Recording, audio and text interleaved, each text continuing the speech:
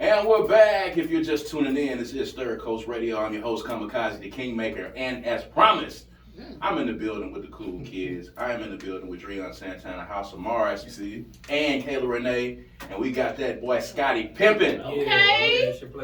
Representing that dirty Delta, representing Smokehouse Entertainment in the building, as promised. Smells good. Getting ready to perform at the very next Kickback event on July the 8th, and we're going to be talking about that as we talk to him. And he just dropped a new project, a collaborative project with none other than Mookey Montana, so we're going to be talking about that as well, man. So introduce yourself to the world. For those who do not know who you are, man, tell them where you're from, man. Tell them what your claim to fame is.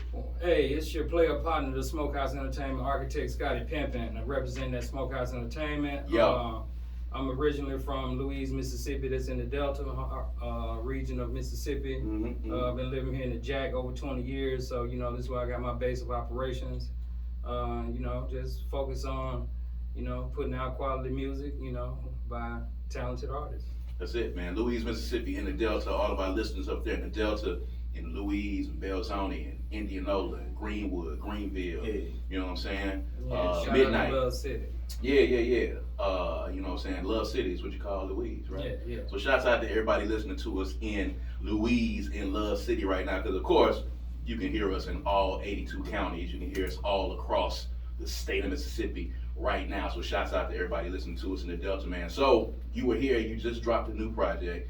Talk a little bit about Smokehouse Entertainment, its birth, and its evolution to where you are right now. You've got several artists that are under the Smokehouse umbrella. So let's talk about, you know, the past first, and then we'll work our way up to the new project. Okay, well, Smokehouse Entertainment originally started releasing music by me and my brothers when we were operating as the Love City Players. So we put out like 4 albums where the focus of the company was strictly on us. You know, we had a few homeboys that did music with us that were featured on the Love City Player albums. Then as you know, time started to pass and my brothers got a little more restricted by their professions, we had to kind of refocus on how we wanted to operate the company. Right. So at that point we started releasing music by other artists, and as time has passed from that point, you know, we've kind of, you know, rotated through artists due to certain, you know, various circumstances to arrive at the roster that we have right now. Okay, so what was the evolution like going from, because it started out as a family project, you know what I'm saying, as the family working it, what made you decide to kind of branch out and bring other people in? Well, it was the professions. You know, my brothers were teachers, so you know, you've had to work with artists, you know what I'm saying, that have gotten into the teaching profession. And their restriction on content being available to students, it restricts what you're able to do, you know, the kind of music you're able to make. So rather than put them in a situation where, you know, they were risking their professional security, right. We just decided to, you know, like just move in another direction, and we started, you know, collaborating with artists that, you know, that were first off talented, and then secondly driven to try to, you know, take this long, arduous road to trying to become aware to the public. So who was the first artist that you started working with outside of your brothers? The first artist I started working with outside of my brothers was Slim LA. Very talented young brother. He's kind of in the mode of at that, especially at that point in time, in the mode of like what Mookey Montana is right now. A melodic guy. I used to call him my Andre 3000. You know, he not only rapped, but he made songs. You know, he sang a little bit. He harmonized. Then I had another artist by the name of Fresh, Flashy Fresh at the time. We started. He was doing collaborative work with my brother Playboy Snow, and then now known as VL Snow, and you know, he got a family and slowed down, and then that's when I discovered Shawty 48. Okay, and it started from there. Yeah. So having all those artists and having the backgrounds and you know, starting your Smokehouse Entertainment, what are some of the things that you can give people who want to be in your position, like how to manage artists and also being a performer on top of that? Man, when it comes to maintaining and managing a roster of artists, you really have to have great people skills. You know, you have to, you know, you're kind of, if you're gonna do it, you know, at its highest level, you got to be kind of like a coach. You know, kind of like a little counselor. You know, you got to have a real relationship with these people, and one of the things I try to do, I try to be a great communicator. So, you know, even when we're in the creative process, you know, if there's some input that I want to give about the music or whatever that's being made, I try to do that in a way where they can be receptive to it. Yeah. You know, you can say things in a way that rub people the wrong way or can make them defensive. But if you say those things right, you know, they're more receptive to it. That's true. And then with me being you know, an artist as well, you know, I try to take the back seat, you know, as far as my personal artistry goes, you know, because like I mentioned, I did it for a while, you know, with my brothers. And so once I decided to start working with other artists, you know, I wanted to give them the necessary attention and light and focus, you know what I'm saying, to help them be the best they can be. And then I would exercise, you know, my creative energies, you know, whenever the opportunity presented itself. Yeah. Can we talk about how fly he looks though? Okay. There's a lot of artists who come here and they look like they're part of the show dressed like us. You know, you definitely know how to way to stand out, and you do have a style to you. Thank you very much. Thank you very That's much. actually the first time that I've heard Dreon Santana. Give a compliment. Oh. I wasn't gonna say nothing, but that's what I was like. I was real saucy. I was real saucy. What is today? She don't just pass out compliments. She just We will be addressing that again. Love City. We're gonna put a pin in that. We're gonna put a pin in that because I was just floored. To be perfectly honest with I you. forgot where I'm at right Yeah, now. yeah. It was Yeah. nothing but Yeah. compliments and positivity flowing. Y'all definitely ruined it for the next artist. Oh, Dang. Y'all didn't ruin it, so you should just like, go with the flow. She's gonna pull it back. Yep, now I gotta take it away. Dang. So how are you managing, you know, your solo work, and how are you managing that, you know, juxtaposed against the artists that you're working with? I seriously put myself on the back burner when it comes to, you know, doing music. You know, like if you've noticed over the years, whenever I start releasing, you know, either singles or projects by my artists in any given year, mine is gonna be last. I'm gonna give them all the, you know, energy I can as far as the preparation and release of their projects, you know, to the visuals and everything, you know, to get them ramped up and out there. And then, you know, if I'm feeling the creative urge, you know, I'll do some music. And by the time I get through working with them, doing what they do, and then absorbing content that's, you know, in the mainstream and underground, I usually end up a little inspired. You know? There you go. So after 20 years, how are you maintaining your relevancy? Is that right? How are you staying relevant? I saw that you did the Juneteenth on Farish. Yeah. That was a good look. Thank you. So how are you staying relevant after all these years? I try to stay tapped in with the new flavor, you know, the new waves, you know, you got I feel like personally you have to adjust to the sounds, so the differences in the music and in the tracks and the instrumentation that's being used, as well as the flows. You know, the way I was flowing when we started is not how I flow now. You know, I get inspired by, you know, if you're a hip hop head, you know, styles, deliveries have always been a part of the craft. Absolutely. So if you're really, you know, true to it, then you got to, at the minimum, be able to vary your style, but also adjust to the styles that are more appealing to the masses at this point. Now, you've been in Jackson for 20 years. How long did you actually, you know, when did you start really pursuing music seriously? I started pursuing music when I was in high school. I used to be in a little, well, not a little, I never say that. But I was in a rap group with some of my classmates, some of my best friends. We were called the GGR crew, the Good Guys of Rap, and that name was based around at the time Red Ribbon Week and Mothers Against Drunk Driving and all these initiatives were real strong. You got that good performance in the gym. Yeah. Okay. Program, say no to drugs. Yeah, school. yeah. We've done it all. Yes, We've sir. done it all. Yes, sir. Yes, sir. We made tons and tons of songs on like that. So we were kind of like the go-to for the school. Mm-hmm. And it progressed to the point by the time we got to our senior year, you know, we were traveling to other schools to perform.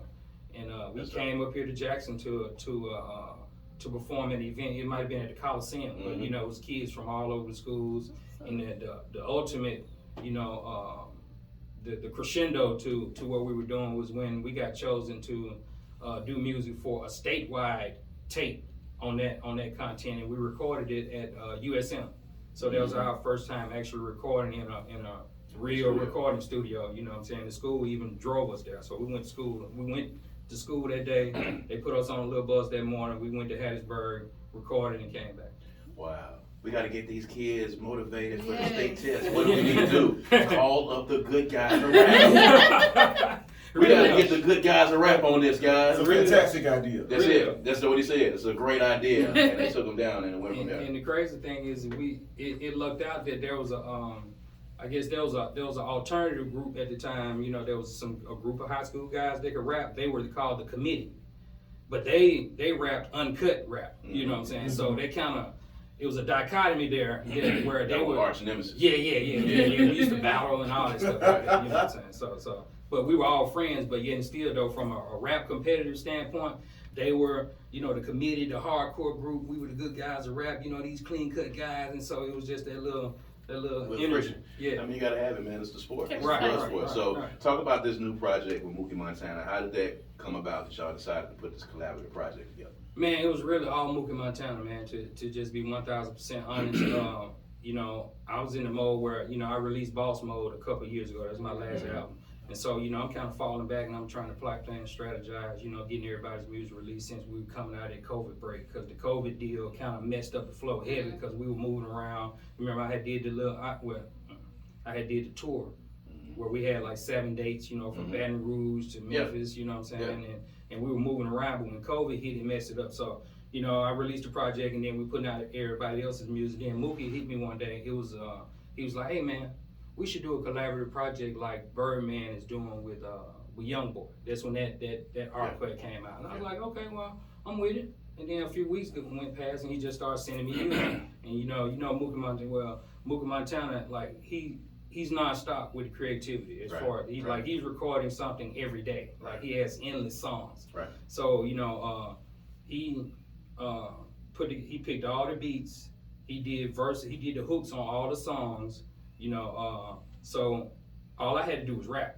You just had to plug in the verse? Yeah, I just had to plug in those verses. And then when I sent it back, he did the mixing and mastering on it. That's it. So yeah, he flexed his skill on that. So the contrast, is listening to it, you know, with the trainer the other day with Terry, and I was taking it in, and it reminded me of Crazy Bone and Chameleonaire. Is what it reminded me of. I was trying to figure out the combination that it reminded me of when you have kind of the sing-songy flow, and then you coming in with kind of the strong rhyme. So it reminds me of Rollin'. It reminds me of those songs we did together. So, you know, what kind of mode or what kind of thought process were you in when you heard the final project and you heard, you know, his verses with your verses added in, and you heard the complete thing? What did it put you in the mindset of? Man, it was along those lines, you know. I was trying to think, you know, of a group at any period of time that had that variation in styles. You know, like you mentioned with the melodic flow as well as the real MCing flow, and I just knew it was gonna sound good because on my Boss Mode album we had I did a song called No Rush, and he did the hook on it, and then he did a couple hooks on and verses on the album as well. So we had a good chemistry as far as, you know, how we get down on the music. So once he started sending me songs, you know, we would chop it up like, well, you know, he'll send me a bunch of them, pick the ones, you know, you think you want to hit. I pick these, you know what I'm saying? So it'll have his verse on there and the hook, and I just knew it was gonna sound sound great. So I just, you know, just had to tailor my flow to match the content, you know, match what the song was about, and man, I think it came out well. Cool beans. So let's talk about the Kickback on July the 8th, you know, real quick.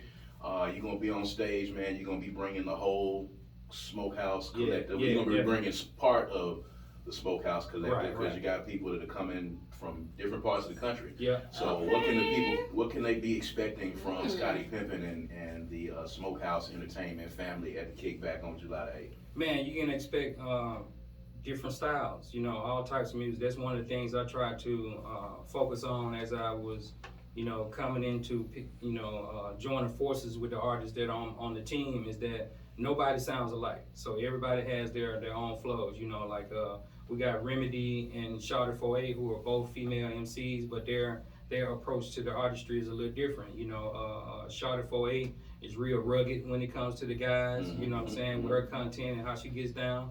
And then Remedy is kind of smooth. You know what I'm saying, kind of got a different flavor. You got MJ the God, who what he makes, what I call authentic hustler music. So for the guys that really have gotten down in the streets or get down in the streets when it comes to getting to the money, he has that kind of content. You got Lil Biggs, who he won't be making it, but just speaking on a group of artists, he makes that real introspective, real life music, about trials and tribulations and living life. And then you got Young Splurge, who is my newest artist. He won't be making it as well, but he's a young guy. He's 20 years old. He's actually my nephew. But he has that new energy, that young energy. He's on that style. And then you got Curtis B, who is my R&B collaborator. We my played Curtis R&B B on artist. the show. Yeah. So Curtis B, got that smooth R&B flow. And me, I'm just gonna come with that boss flavor. Boss mode. July the 8th, man, make sure you are in the building at Fondra Guitars for the next Kickback. It is Kickback number 9. All right? Scottie Pimpen and the whole Smokehouse Entertainment family is going to be there, amongst several other artists. Mastodon is going to be performing. Yeah, he's dope. We got the rock band, Lady Gun is going to be performing. We got E.B. Dreadhead, who's got the cut with Akeem Ali that we played on here. He's going to be performing. We got Lil Kurt is going to be performing as well. So it's going to be a really, really dope experience, man. Y'all got to make sure y'all come out, and the Smokehouse family is going to be closing out the show. So make sure y'all are out there, all right? So if anybody wants to get in touch with you, they want to reach out to you, give them all the social media handles, man, how they can get in touch with you and the Smokehouse. All right, so you can start by going to our website, our official website, www.smokehouseentertainment.com. On that website, you'll find links to all the albums, mixtapes, EPKs, videos, everything, all the content that we have. You can reach me and the rest of the team on social media on Facebook it's Smokehouse Entertainment.